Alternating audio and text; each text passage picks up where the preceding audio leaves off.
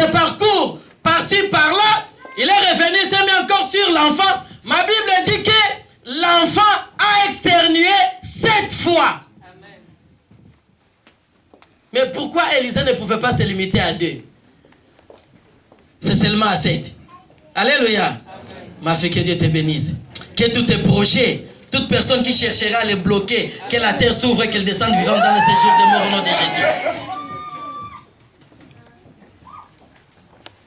Bien-aimé, il a fallu que l'enfant externue 7 fois pour récupérer cet enfant. Il a fallu un acte prophétique. Dans les actes prophétiques, laisse-moi vous dire, nous libérons même nos familles qui sont à milliers de kilomètres. Dans les actes prophétiques, tu peux libérer tes finances. Dans les actes prophétiques, tu peux libérer tes enfants. Dans les actes prophétiques, même si on dit que les gens de ta famille ne doivent pas voyager, ils vont voyager. D'ailleurs, quand tu ouvres le passeport, sur la première page, on dit qu'il est autorisé à visiter tous les pays, sauf Néant.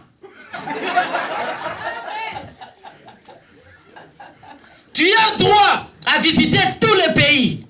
Je sais ce que je vous dis et je sais d'où je viens. Je n'avais ni oncle, ni cousin, ni père qui pouvait m'appeler en Europe. Personne.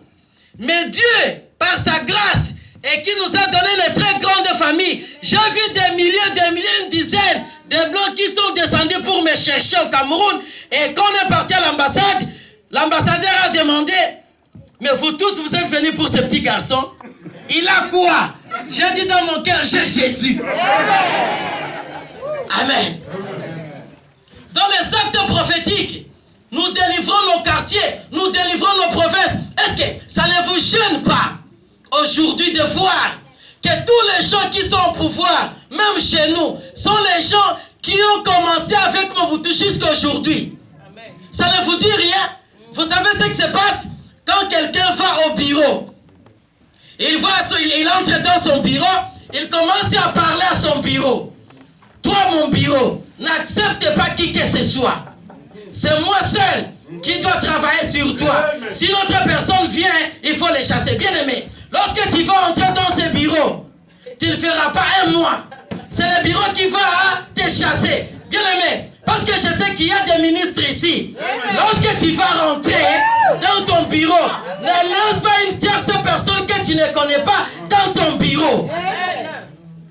Sinon, il va dire de n'importe quoi. Et tu vois le matin quelqu'un qui se réveille, il arrive au bureau, il se sent mal à l'aise et il commence à démissionner.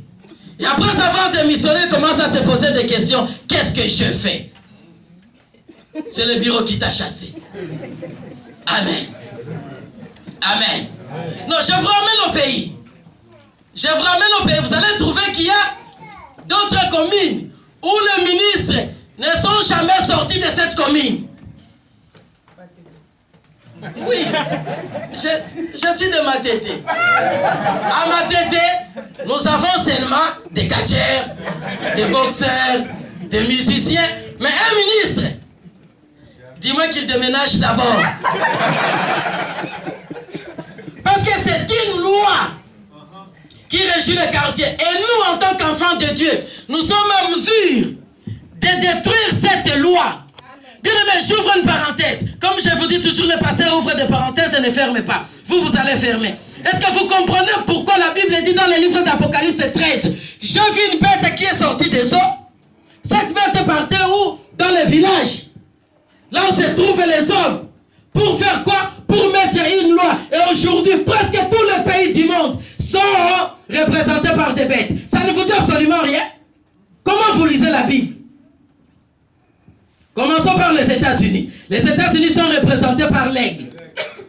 Signifie que les États-Unis doivent être au-dessus de tous. Parce que l'aigle, quand il prend son vol, c'est au-dessus. Le dollar n'a pas de valeur aujourd'hui, mais jusque-là, il s'impose dans le milieu commercial.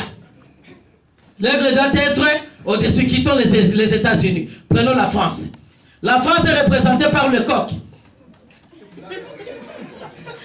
Quand le coq chante, il révèle la basse-cour, il révèle les fonctionnaires, il révèle les étudiants. Il en est de même pour la France. Lorsque la France parle, c'est le monde entier qui est au courant.